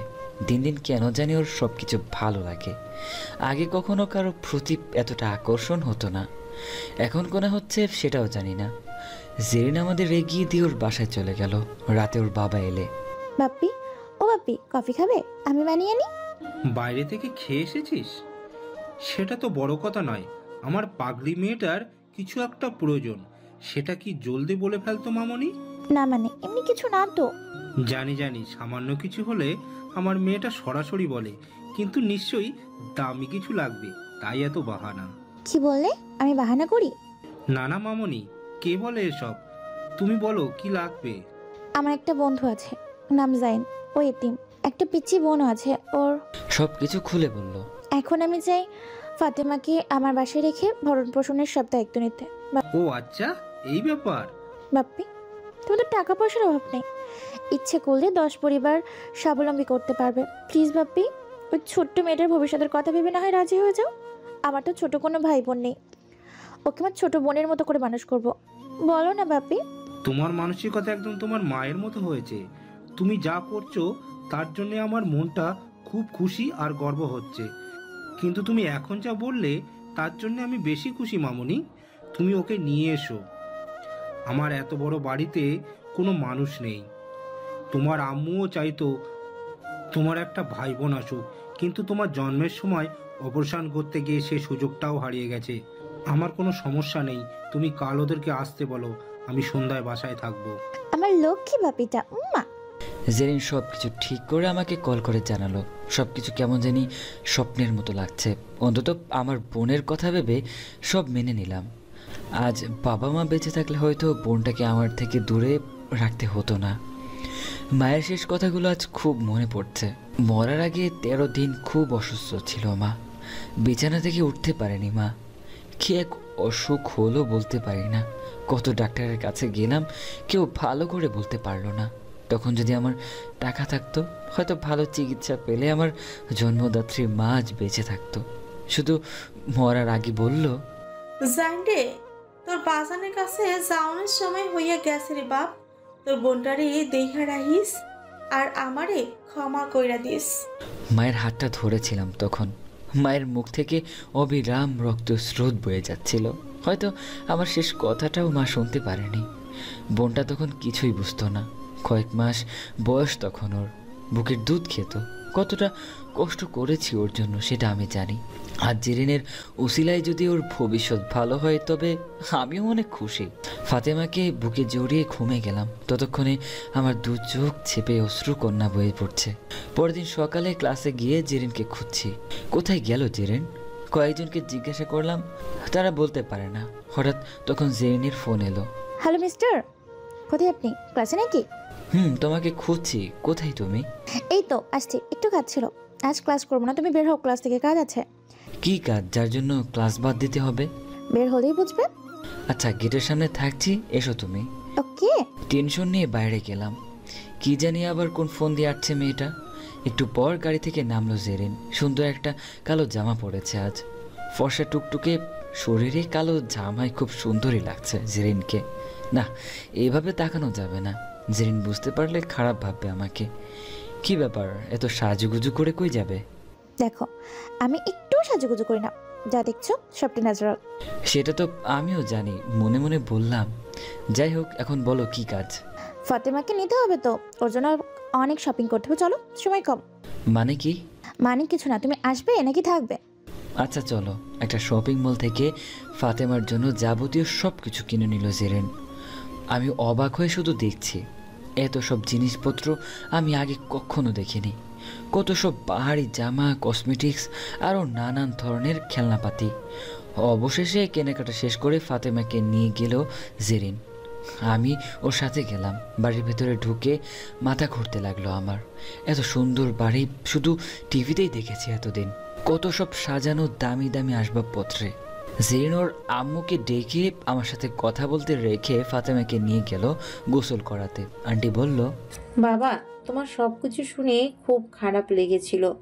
বাবা মাকে এত অল্প বয়সে হারিয়ে যে পরিশ্রম করে বোনকে বড় করলে তা সত্যি সবাই পারে না। আজ থেকে তুমি আর এতিম নও। তোমার এক মা চলে গেছে তাতে কি, আরেক মা তো বেঁচে আছে। আমাকে আন্টি না ডেকে মা বলেই ডেকো। আমি আর নিজেকে সামলাতে পারিনি, হাউ মাউ করে কেঁদে ফেললাম আন্টিকে জড়িয়ে ধরে। আন্টি আমাকে সান্ত্বনা দিচ্ছেন ঠিক মায়ের মমতার মতোই। এতদিনের খা খা করা বুকটা মায়ের শূন্যতায় যে আর্তনাদের ঝংকার বাজাতো, তা আজ অনেকটাই থেমে গেছে। আমার ভাবতেই কষ্ট হচ্ছে, এত ধনী পরিবারের মানুষ তারা এতটা ভালো মনের হতে পারে। সবাই খারাপ হবে এমনটা সবসময় হয় না। আপন করে নিতে পারা মানুষ খুব কমই আছে, নয়তো টাকার অহংকারে নিজের পরিচয়কে আকাশচুম্বী ভাবা মানুষেরও অভাব নেই সমাজে। আজ অনেক স্নেহ পেলাম, আর বুঝতে অসুবিধা বাকি নেই আমার ছোট বোনটা এখানে কতটা ভালো থাকবে। একটু পর জেরিন ফাতেমাকে নিয়ে এলো। দেখো না আম্মু, ফাতেমাকে কত কিউট লাগছে। ঠিক মতো যত্ন নিলে হয়। এখন থেকে 1 মাস পর একে চিনাই যাবে না। আজ আমার ছোট বোনের অভাব পূরণ হলো। ফাতেমা আমার কোলে এসে বলল, ভাইয়া জানো আপু না আমাকে অনেক ক্রিম মাখিয়ে দিছে, দেখো কত ভালো গন্ধ। এখন থেকে তুই এই আপুর কাছেই থাকবি। ওমা সত্যি ভাইয়া? তাহলে তো ভালোই হবে, আপুকে আমার খুব ভালো লাগে। ভাইকে ছাড়া থাকতে কষ্ট হবে না তোর? কেন, তুমি থাকবে না আমার সাথে? না, মাঝে মাঝে এসে দেখে যাব। আপুর কাছে থাকবি, যা বলবে শুনবি, কাউকে বিরক্ত করবি না। তুমি প্রতিদিন রাতে এসে দেখে যাবা, আমি ঘুমালে তুমি চলে যাবা। আচ্ছা, আসবো। ফাতেমাকে রেখে আমি গেলাম টিউশনি করাতে। আজ প্রথম দিন। শুরুটা ভালো হয়েছে। দুজনেই ভালো ছাত্রী, অল্পতেই বুঝতে পারে মনে হচ্ছে। তবে দুষ্টুও কম নয়। টিউশনি শেষ করে জেরিনের বাবার সাথে কথা বলবো বলে ওদের বাসায় যাচ্ছি, এমন সময় রাস্তায় দাঁড়িয়ে গেলাম। দুটো লোক একটা বৃদ্ধ রিক্সাওয়ালার সাথে খুব বাজেভাবে কথা বলছে। ব্যাপারটা আমার ভালো লাগলো না। এগিয়ে গেলাম কি হয়েছে সেটা জানার জন্য। বৃদ্ধ কাকাকে জিজ্ঞাসা করলাম। তিনি যা বললেন তা ছিল এমন, ওই 2 লোক একটা রেস্টুরেন্টের সামনে থেকে এই রিক্সায় উঠে তাদের মধ্যে যে কথা হচ্ছিল তা ছিল এমন, টিপস কত টাকা দিলি তুই? 100 টাকা। এত টাকা টিপস দিলে লাভটা কি? 20 টাকা দিলেও হতো। বলদ, ওখানে 20 টাকা চিপস দিলে মান সম্মান থাকতো? চক্ষু লজ্জা বলে তো কিছু একটা আছে নাকি? আর আমার কি টাকার অভাব আছে যে 100 টাকা দিলে কম হয়ে যাবে? ভালোই, আজকাল টাকা হয়ে গেছে তোর। এরকম টাকার গরম দেখিয়ে লোকটি আরও কিছু কথা বলছে। তারপর বৃদ্ধ লোকটি তাদেরকে নামিয়ে 20 টাকা রিক্সা ভাড়া নেবার পর তাদেরকে রিকোয়েস্ট করে বলল, স্যার আমার মেয়েটা খুব অসুস্থ, ভালো ডাক্তার দেখাতে টাকা দরকার, ওষুধও কেনার মতো টাকা জোগাড় করতে পারি না, যদি 10 টাকা বেশি দিতেন তবে উপকার হতো। এই সামান্য কথায় লোকটি নাকি খেপেছেন। তার ভাষ্য ছিল এমন, শালা ভিক্ষুকের জাত যত সব মিথ্যা কথা বলে টাকা আদায়ের ধান্দা শুরু করেছিস। আমার কি টাকা সস্তা হয়ে গেছে নাকি? ভাড়া বেশি চাস কেন? এসব ছাড়াও আরও অনেক কিছু কথা বলেছে যা ছিল অপমানজনক। বৃদ্ধ লোকটি পুনরায় তাকে বোঝানোর চেষ্টা করেও কোনো লাভ হয়নি। এমন সময় আমি ওখানে উপস্থিত হয়েছি। সবটা শোনার পর ওই অহংকারী লোকটাকে বললাম, আপনার বাবার বয়সী লোকের সাথে কেমন আচরণ করলেন এটা? উনি তো বেশি ভাড়া চাননি, উনি আপনাকে রিকোয়েস্ট করেছে। আপনার সামর্থ্য থাকলে দিতেন, না হলে দিতেন না, কিন্তু এমন ছোট লোকের মতো ব্যবহার করে নিজেকে পরিচয় করিয়ে দিলেন আপনি আসলেই জাত ছোট লোক। এই তুই কে রে? আমাকে ছোট লোক বললি? চিনিস আমাকে? আমি কে? তোর মতো ছোট লোককে চেনার কোনো দরকার নেই। তোকে আপনি করে সম্মান দিয়ে বলেছিলাম, কিন্তু তুই সেটার যোগ্য না। সম্মান দিতে জানলে এমন বয়সী লোকের সাথে এমন খারাপ ব্যবহার করতি না। তুই আমাকে চিনে রাখ, আমিও ওনার মতো একজন রিক্সাওয়ালা, আর বস্তির নোংরা পরিবেশেই বড় হয়েছি। আগে পিছে কেউ নাই আমার, তাই কাউকে ভয় করে চলি না আমি, কিন্তু মানি লোককে সম্মান করে চলি। তোর মতো টাকা বিলিয়ে সম্মান কিনি না। উলুবনে 100 টাকা টিপস দিতে পারিস, কিন্তু কারো চিকিৎসার জন্য 10 টাকা দিতে গেলে তোর টাকা সস্তা হয়ে যায়, তাই না? How dare you to telling like rubbish with me? So nothing, of course. He can be smart if he speaks to her for English. Consonants education does not based of real paper certificates. I can speak English like you do. Do not have badly with any day laborer in the future. If you have a human baby, get lost from here. আশেপাশের জড়ো হয়ে থাকা লোকজন এমন কাণ্ড দেখে অবাক হয়ে গেছে। আমার সাথে গলা মিলিয়ে তারা বলল, এসব বড় লোকের বাচ্চারা আমাদের মতো মানুষকে মানুষই মনে করে না, এদেরকে উচিত শিক্ষা দেওয়ার দরকার। বৃদ্ধ লোকটিকে আমার পকেট থেকে খুচরা 12 টাকা হাতে দিয়ে বললাম, আমিও তো আপনার মতোই একজন, আমার সামর্থ্য ছিল এতটুকুই। যদি কখনো আবার দেখা হয় তখন পারলে না হয় আরও কিছু দিব। আর ওনাদের কথায় মন খারাপ করবেন না, ওরা মানুষের মুখোশে পশুর মতো। বৃদ্ধ লোকটির চোখে পানি মুছতে মুছতে চলে গেলেন। আমিও চলে এলাম জেরিনের বাসায়। ভেতরে ওর বাবা বসে আছে, ফাতেমার সাথে কথা বলছে। দেখলাম সবাই খুব খুশি ওকে নিয়ে, আমারও ভালো লাগলো। তারপর আঙ্কেলের সাথে কথা বলে বিদায় নিতে যাব, তখন আন্টি বলল, রাতে না খেয়ে কই যাবা বাবা? বাসায় গিয়ে খেয়ে নিব। থাক, আর কষ্ট করে রান্না করতে হবে না, আজ আমাদের সাথেই খাবে, এসো জলদি।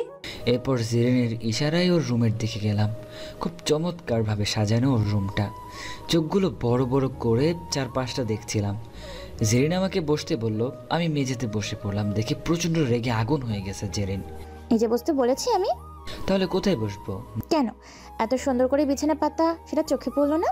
না না, ওটা তো তোমার শোবার জায়গা, আর কত পরিষ্কার। ওখানে বসলে তো ওটা নোংরা হয়ে যাবে, তাই বসিনি। আর এখানে ঠিক আছে তো, আমার কোনো সমস্যা নেই। এতদিনে এই চিনলে আমাকে? মানে ওখান থেকে উঠে এসে এখানে বসো। কিন্তু আর একটা কথা বলে খুব খারাপ হয়ে যাবে, বলে দিলাম। আচ্ছা বসছি। জেরিনের রাগকে আমি খুব ভয় পাই, না চাইতেই আমার জন্য অনেক করেছে। ঘনিষ্ঠ হওয়া সত্ত্বেও জেরিনের চোখে তাকাতে এখনো সাহস হয়নি আমার। অজানা ভয় আর কিছু লজ্জা কাজ করে আমার চরমভাবে। জাইন, আমার কিছু কথা আছে তোমার সাথে। সে তো জানি, কবে থেকে তো শুনছি। আজই বলতে চাই। তো বলো। আমি জানি না তুমি কিভাবে নেবে এই ব্যাপারটা, তবে আমি অনেক ভেবে দেখলাম। আচ্ছা ব্যাপারটা কি সেটাই তো বুঝতে পারছি না, খোলাখুলি বলো না। জাইন, আমার মনে হয় আমি তোমাকে ভালোবাসি। আমার প্রত্যেকটা মুহূর্ত কাটে তোমাকে ভেবে, সব কিছুতে আমি তোমাকে খুঁজে পাই। তোমার একাকিত্বটাকে আমার করে নিতে চাই। তোমার হাসি আর কান্না মিশে গিয়ে আমিও তোমার সাথে হাসতে চাই, কাঁদতে চাই, তোমাকে আমার করে নিতে চাই। খুব ভালোবাসি তোমাকে। জেরিন, আজ প্রথম ওর নাম ধরে ডাকলাম। জেরিন, কি বলছো এসব পাগলের মতো? হ্যাঁ, আমি পাগল হয়ে গেছি শুধু তোমার জন্য। আমি সত্যি তোমাকে খুব ভালোবাসি জাইন। কোথায় তুমি আর কোথায় আমি, একবার ভেবে দেখেছো কিভাবে তুমি ভাবো এসব? তুমিও মানুষ, আমিও মানুষ, এতে সমস্যাটা কোথায় জাইন? এটা নিছক একটা ভালো লাগা, এছাড়া কিছু না। আর যদি ভালো লাগা থেকে ভালোবাসা হয়েও থাকে, তবে কঠিন বাস্তবতার কাছে তার হাত কড়া পরিয়ে দিবে তোমারই পরিবার। হ্যাঁ, এটা সত্যি। আর সবসময় আমি তোমার এবং তোমাদের পরিবারের নিকট কৃতজ্ঞতা প্রকাশ করি। তোমরা যা করেছো আমার জন্য তার তুলনা হয় না। আমার বোনটার ভবিষ্যতের জন্য তাকে ভরণ পোষণের দায়িত্ব নিয়েছো, তাকে নোংরা বস্তি থেকে তুলে এনে। আমার জন্য এর বেশি আর কিচ্ছু চাওয়ার নেই। সেদিন বলেছিলাম আমি যা করছি সেটা তোমার জন্য নয়, বরং আমার জন্য, আমাদের জন্য। তোমার মাঝে একটা আগুন আছে, আমি সেই আগুনটাকে তোমার দারিদ্রতার বিরুদ্ধে জ্বালিয়ে তোমাকে তোমার গন্তব্যে পৌঁছে দিতে চাই জাইন। আমি জানি ভবিষ্যতে তুমি অনেক বড় হবে, আর সেদিন আমাদের কেউ আলাদা করতে পারবে না। আমি সবার কাছে মাথা উঁচু করে গর্ব করে বলতে পারবো, আমার জাইন একজন প্রতিষ্ঠিত। জেরিন, এত স্বপ্ন দেখার সাহস আমার নেই। আমি সাধারণের চেয়েও কম। 3 বেলা খেতে পারলেই রাতে শান্তিতে ঘুমাতে পারি। আর তুমি আমাকে এসব অবাস্তব ধারণা দিয়ে নিত্যকার অভ্যেসটাকে বদলিও না। তবে এতটুকু বলতে পারি, যদি কপালে থাকে তবে একদিন হবে, না হলে বাস্তবতাকে মেনে নিও।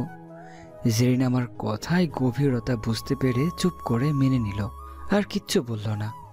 আমি খেয়ে আমার কুড়ে ঘরে ফিরে ভাবছি, আমি কে, কি আছে আমার? কিসের টানে রাজপ্রাসাদের রাজকন্যা একজন দিনমজুরের ঘরে আসতে চায়?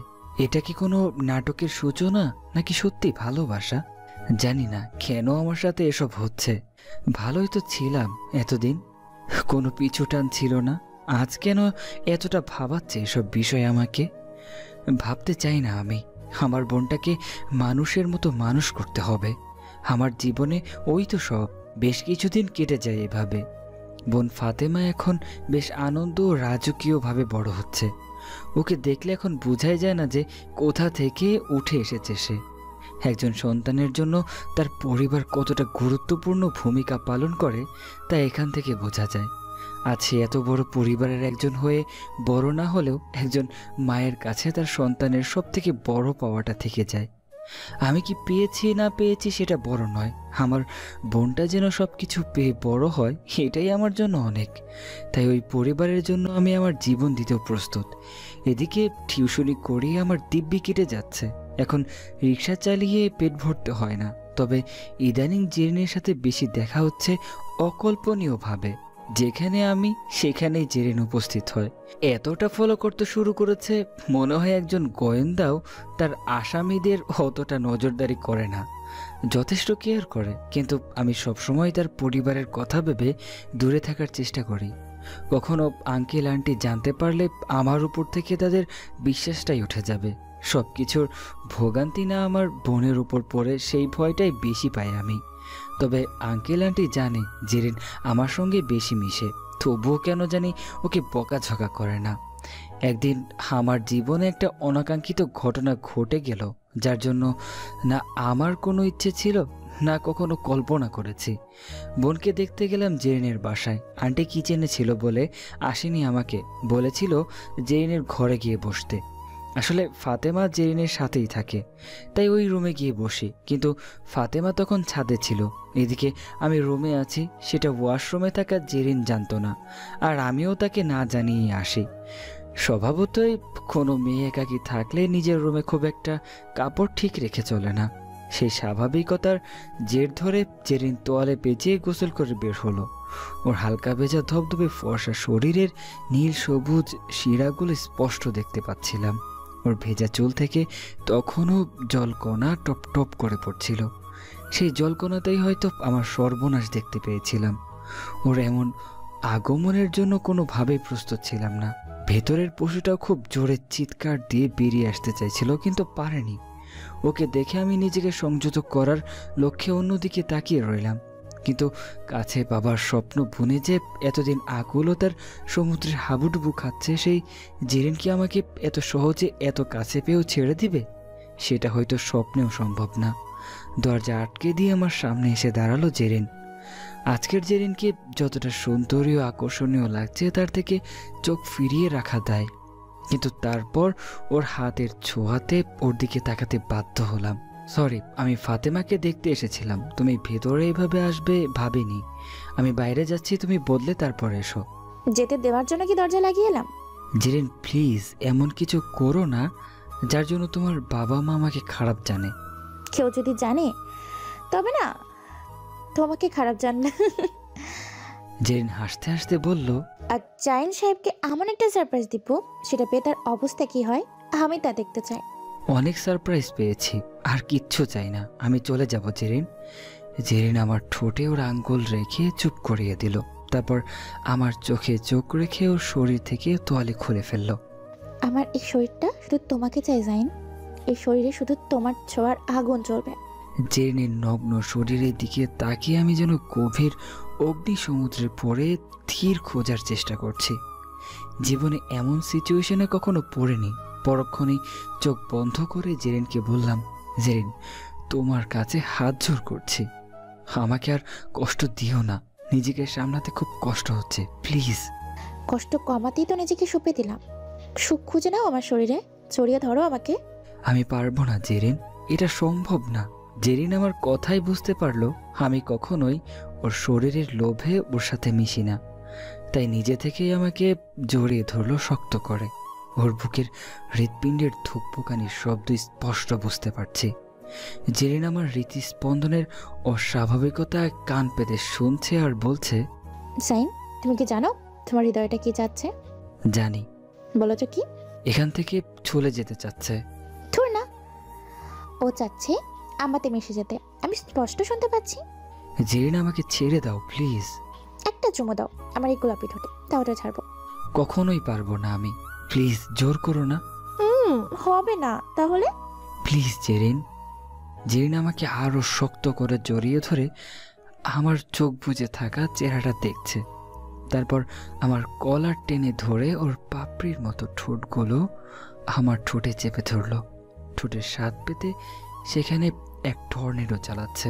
আমি নিজেকে সরিয়ে রাখার প্রাণপণ চেষ্টা করছি, কিন্তু আমার ভেতরের পশুটাও ক্রমান্বয়ে ক্ষিপ্ত হয়ে গিয়েছে। অবশেষে বাঁধ ভাঙলো আমার। চোখ খুলে জেরিনের কামার তো চোখে আটকে গেলাম। ওর চুমুর পাল্টা জবাব দিতে লাগলাম। জেরিন আমার একটা হাত ধরে ওর কোমরে রাখলো। তখন আমি আমার ভেতরে ছিলাম না, হয়তো হারিয়ে গেছি জেরিনের মাঝে। ওর শরীরকে ছুঁয়ে অনুভব করার বেকুলতায় নিজের হাতকে সামলাতে পারিনি। জেরিনের ইচ্ছে মতো ওর শরীরের প্রতিটা লোম কূপে ছুঁয়ে দিলাম। কিছুটা সময় ওর সাথে মিশে গেলাম পাগলের মতো। এমন সময় দরজার বাইরে ফাতেমা এসে গেছে। ও দরজা নাড়িয়ে জেরিনকে ডাকলো। তখনই শেষ হলো আমাদের মধুক্ষণ। জেরিন দ্রুত গতিতে তোয়ালে পেঁচিয়ে ওয়াশরুমে গেল জামা পরতে। আমি স্বাভাবিক হয়ে দরজা খুলে দিলাম। ফাতেমা আমাকে দেখে সোজা কোলে উঠল। ওকে আদর করে কোলে তুলে নিলাম। কিছু সময় পর জেরিন একটা জামা পরে বাইরে এলো। আমি তখন ওর দিকে তাকানোর সাহস পাচ্ছি না। ভীষণ লজ্জার ঘৃণা হচ্ছে নিজের উপর। কি করলাম আমি এসব? একটা মেয়েকে একা পেয়ে ওর শরীরের সাথে মিশতে শুরু করেছিলাম। ছি! কিন্তু আমি তো ইচ্ছে করে এমন করিনি, আমাকে বাধ্য করা হয়েছে। কিন্তু আমি জেরিনের সামনে আর কি করে আসবো? ও যদি এখন আমাকে দোষারোপ করে, নিজের উপর থেকে কি তবে সংযতা চলে গেল আমার? দ্রুত বের হয়ে গেলাম বোনের আর আন্টির থেকে বিদায় নিয়ে। তখনও ভেতরে আগুন জ্বলছে। রাত অবধি কথা হয়নি জেরিনের সাথে। রাত জেগে থাকতে ইচ্ছে না করলেও সেদিন আমার ঘুম আসছিল না। চোখ বন্ধ করলেও না করলেও শুধু জেরিনের সাথে ঘটনার সব কিছু ভাসছে। কিছুতেই ভুলতে পারছি না। পাগলের মতো ছটফট করতেছে মনটা। কি করলাম এটা? হ্যালো সাইন। কি করছো? কিছু না, বসে আছি। জেরিন, আমি কিছু বলতে চাই। বলো। আজকের ঘটনার জন্য আমি সত্যি প্রস্তুত ছিলাম না। সবকিছুর জন্য আমি মাফ চাচ্ছি। আমার নিজের উপর কন্ট্রোল থাকা উচিত ছিল, যা আমি পারিনি। যা কিছু হয়ে গেছে ভুলবশত, সবকিছুর জন্য ক্ষমা চাচ্ছি।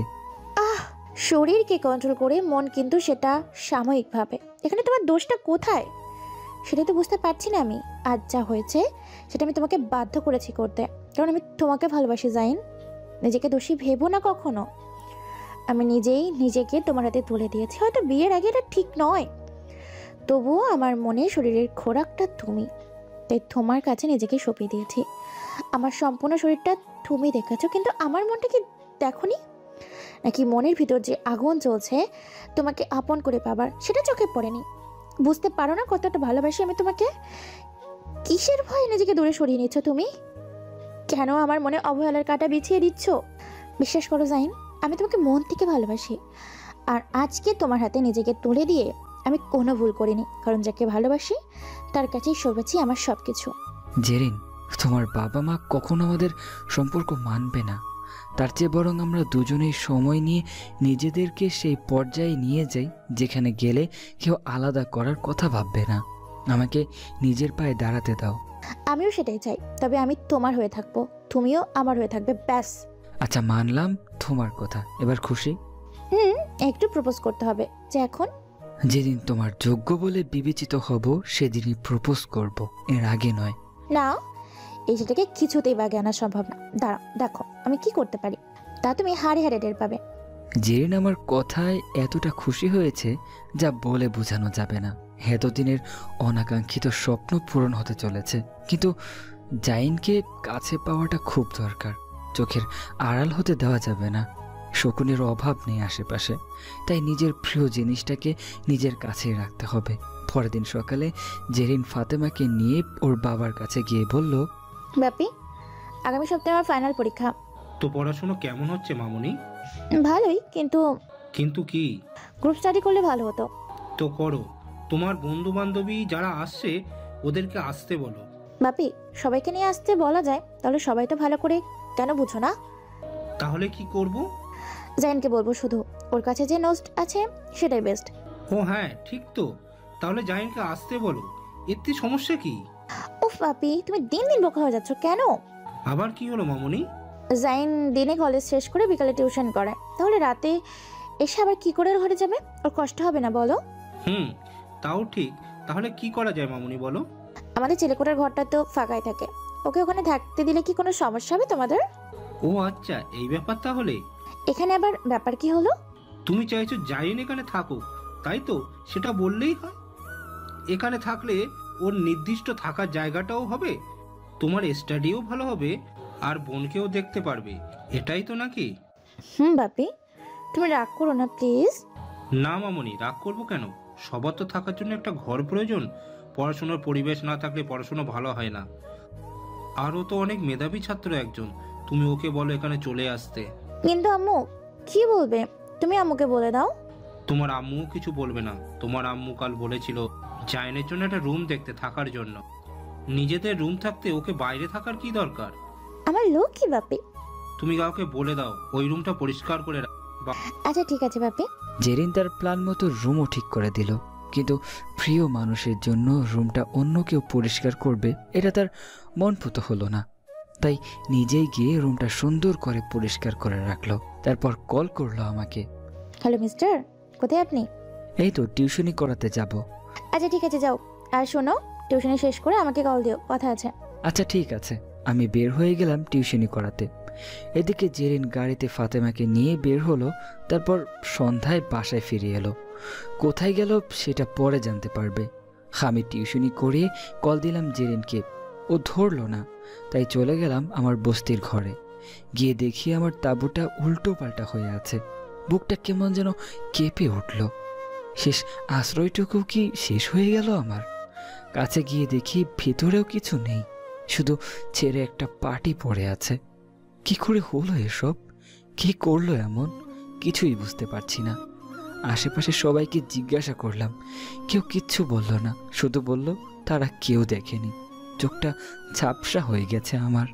জেরিনকে কল দিলাম। হ্যালো জেরিন। বলেন স্যার। আমার সব কিছু শেষ। কি হয়েছে? আমার শেষ আশ্রয়টুকু কে জানি নষ্ট করে দিয়েছে আজ। টিউশনি থেকে ফিরে এসে দেখি সব উল্টো পাল্টা হয়ে আছে। আমার একটা দামি জিনিস ছিল, সেটাও নেই। সব নষ্ট হয়ে গেলেও এত কষ্ট পেতাম না, কিন্তু ওটা আমার কাছে অমূল্য সম্পদ ছিল। কি এমন জিনিস ছিল ওটা? আমার মায়ের শেষ স্মৃতির একটা ছবি। তাতে বাবা, মা আর আমি ছিলাম। তখন আমার বোনের জন্ম হয়নি। জানো, সেদিন বাবা বেশ কিছু টাকা জমিয়ে আমাদেরকে নিয়ে এই ছবিটা তুলেছিল। যেদিন মা মারা যায় সেদিন ছবিটা বুকে জড়িয়ে কেঁদে রাত পার করেছিলাম। যখন মাকে খুব মনে পড়ে তখন ছবিটা দেখতাম। আজ থেকে হয়তো আর মাকে দেখতে পারবো না। জেরিন, আজ আমার খুব কষ্ট হচ্ছে। জেরিন। সাইন, তুমি কেঁদো না, সব ঠিক হয়ে যাবে। আমি আসি তোমাকে নিতে, একটু ওয়েট করো। না, এত রাতে আসতে হবে না, আমি কাল আসবো ফাতেমাকে দেখতে। রাতে থাকবে কোথায় শুনি? রাস্তায় থাকার অভ্যাস আছে, সমস্যা হবে না। বেশি বুঝতে হবে না, ওয়েট করো, আমি আসছি এক্ষুনি। জেরিন লাইনটা কেটে দিল। বস্তির মুখের রাস্তায় বসে আছি। বুকটা ভীষণ ভারী মনে হচ্ছে। মায়ের শেষ স্মৃতিটুকু আগলে রাখতে পারলাম না। আমাকে ক্ষমা করে দিও মা। কখন চোখ ভেসে পানি পড়ছে বুঝিনি। মায়ের আদর খুব অল্প সময়ের জন্য পেলাম, তার ছবিটাও আজ হারালাম। যে একটু পর গাড়ি নিয়ে এলো। গাড়ি থেকে নেমে আমার কাছে এসে বলল, জেন ওঠো। এতটা মন খারাপ করে থাকলে তোমার যে কান্না পাবে, এটা বুঝো না কেন? মাকে খুব মনে পড়ছে জেরিন। আচ্ছা মন খারাপ করো না। শোনো, বাপিকে বলে তোমার থাকার জায়গা ঠিক করেছি। আমি তোমাকে আর এখানে থাকতে হবে না। কোথায় যাব আমি? আমার বাসায় থাকবে। তোমার জন্য রুম ঠিক করে রেখেছি। বাপি তোমাকে নিতে বলেছে, একটুও কান্না করবা না। আর হ্যাঁ, তোমার জন্য একটা সারপ্রাইজ আছে। কিসের সারপ্রাইজ? গেলেই টের পাবে। চলো তো এখন। জেরিন আমাকে বগল পাজা করে উঠিয়ে চললো বাসার দিকে। আমি ওদের বাসায় গিয়ে আঙ্কেল আন্টির সাথে কথা বললাম। আঙ্কেল বলল, বাবা জাইন, আজ থেকে তুমি আমাদের চিলেকোঠার ঘরে থাকবে। তোমার বোনকেও দেখতে পারবে সব সময়, আর আমার মেয়ের সাথেও পড়বে। দুজনে গ্রুপ স্টাডি করবে। দুজনের ভালো রেজাল্ট করতে হবে, বুঝলে বাবা? আর হ্যাঁ, খাবার নিয়ে টেনশন করতে হবে না, আমাদের সাথেই খাবে। কিন্তু আঙ্কেল, আর কত করবেন আমাদের জন্য? যতটুকু করার সামর্থ্য আছে ততটুকুই করব। আপনাদের কাছে আমি চিরকৃতজ্ঞ থাকব। আপনাদের এই ঋণ কখনো শোধ করতে পারবো না। এইভাবে বলো না বাবা, সময় সব ঠিক করে দেবে। সময় একদিন বলে দেবে কাকে কি করতে হবে। যাও, তুমি তোমার রুম দেখে এসো, তারপর একসাথে খাবে। আচ্ছা আঙ্কেল। ফাতেমাকে কোলে তুলে আদর করলাম। ভাইয়ের কোলে উঠে খুব আরাম পাচ্ছে, গলা জড়িয়ে ধরে আছে আমার। তারপর জেরিন আমাকে নিয়ে গেল আমার নতুন রুমে। দরজা খুলে দেখি রুমটা অন্ধকার। আমি তখনও বুঝতে পারছি না আমার জন্য কি অপেক্ষা করছে ভিতরে। জেরিন গিয়ে লাইটটা অন করে দিল। এবার রুমের সব কিছু আমার দৃষ্টিগোচর হলো। এবার সত্যিই আমার মনটা খুব আনন্দে নেচে উঠেছে। শোকের অশ্রু টলটল করছে আখি দয়ে। জেরিন আমাকে না বলে এত কিছু করলো। তোমরা কি ভেবেছ নতুন রুম, নতুন বিছানা, তোষক বালিশ এসব রাজকীয় অভ্যর্থনা পেয়ে খুশি হয়েছি? মোটেও না। যে মায়ের ছবিটা হারিয়ে গেছে ভেবেছিলাম, সেই ছবিটাই সুন্দর পরিষ্কার পরিচ্ছন্ন করে দেওয়ালে টাঙিয়ে রাখা হয়েছে। আর সেটা করেছে জেরিন, ঠিক বিছানার উপরের দেওয়ালে। মায়ের দোয়া যাতে সব সময় আমার মাথায় থাকে। জেরিনের দিকে অবাক খুশির চনমনে ভাব নিয়ে তাকিয়ে আছি। এমন করে কি দেখছো শুনি? তুমি আমার মায়ের ছবিটা? আমি আর ফাতেমা গিয়ে সব গিয়ে নিয়ে এসেছি। একটা কাপড়ের থলির ভেতর থেকে ফাতেমা এটা বের করে। তখন ছেঁড়া জামা ফেলে মূল্যবান এটা নিয়ে আসে। আমি জানি আমার জাইন তার মাকে কতটা ভালোবাসে, তাই তোমাকে সারপ্রাইজ দেওয়ার জন্য তোমাকে না জানি এসব করেছি। জানি তখন কষ্ট পেলেও পরে যখন দেখবে তোমার মূল্যবান জিনিসটা যত্ন করে রাখা আছে, তখন তুমি অনেক খুশি হবে। আর তোমাকে সবসময় অনেক খুশি দেখতে চাই। তোমার মনে কখনো কষ্ট দিব না জাইন। আর এটাই ছিল তোমার সারপ্রাইজ। কেমন লাগলো বলো? জেরিনের কথা শুনে নিজেকে সামলাতে পারিনি আর। এক বুক ভালোবাসা নিয়ে ওকে আমার বুকে জড়িয়ে নিলাম। জেরিনের কপালে আলতো করে চুমু খেলাম। জেরিনের ঠোঁটের কোণে হালকা বাঁকা হাসি ফুটে উঠল। ফাতেমা বলে উঠল, এতক্ষণ আমি কোলে, আমাকে তো চুমু দিলে না, আপুকে কেন দিলে? আমি আর জেরিন হেসে উঠলাম পিচ্চি ফাতেমার কথা শুনে। তারপর দুজন মিলে ফাতেমার দুগালে একসাথে চুমু দিলাম। ফাতেমা দুজনকে দু হাতে আগলে নিল। এ যেন আমাদের ভালোবাসার দেওয়ালের মাঝে ছোট্ট একটা সংসার।